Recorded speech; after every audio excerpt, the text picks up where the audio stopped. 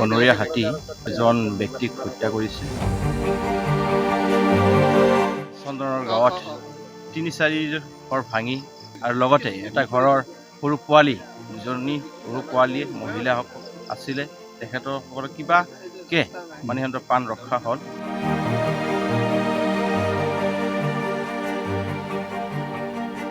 বেড়াটা ভাঙছে, খুঁটাতে কিন্তু দাঁত মারছে, দাঁত খুঁটা ভেঙে গেল, যেখানে মুখে আকর্ষণ করছে মারবার কারণে।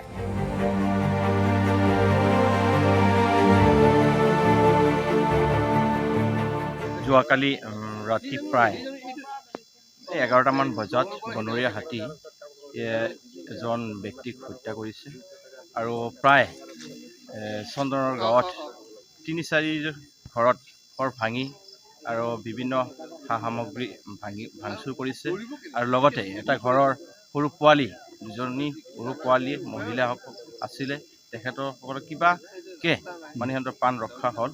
সেইকাৰণে মই এটাই চিনাকি ল'ৰাজনৰ বয়স ২৬ৰ পৰা ২৭ হ'ব। নাম ৰিজয় দে আৰু তেখেতে তামোলৰ ব্যৱসায় কৰিছিল আৰু তামোলৰ ব্যৱসায় কৰাৰ কাৰণে ইয়াতে মানে তামোল কাটে, সেইকাৰণে পইচা দিবলৈ আহিছিল। তেতিয়াই মানে হাতীয়ে আধা বাটত হাতীকেইটা আছিলে? এটা আছিলে।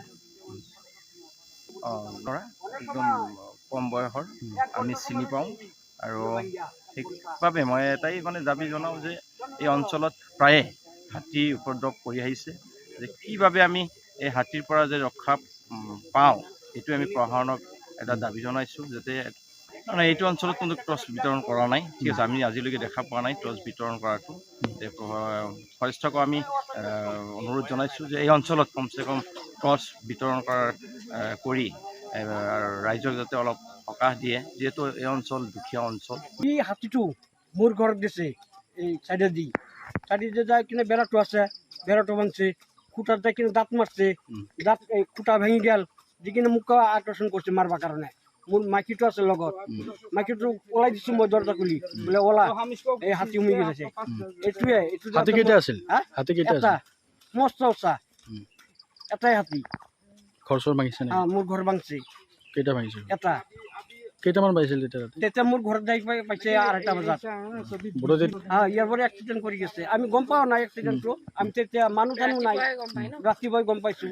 কায়ো নাই, আমি বহুত হাল্লা কৰিছোঁ ৰাতি, কায়ো নাই, আমাৰ বৰষুণ বেলা সময়ত আহে, আহিলেও আমাৰ ঘৰত আজিকালি ভাঙা নাই আৰু হেৰিও কৰা নাই, কিন্তু কালিয়া ফাৰ্ষ্ট এনেকুৱা আমাৰ কৰি দিছে।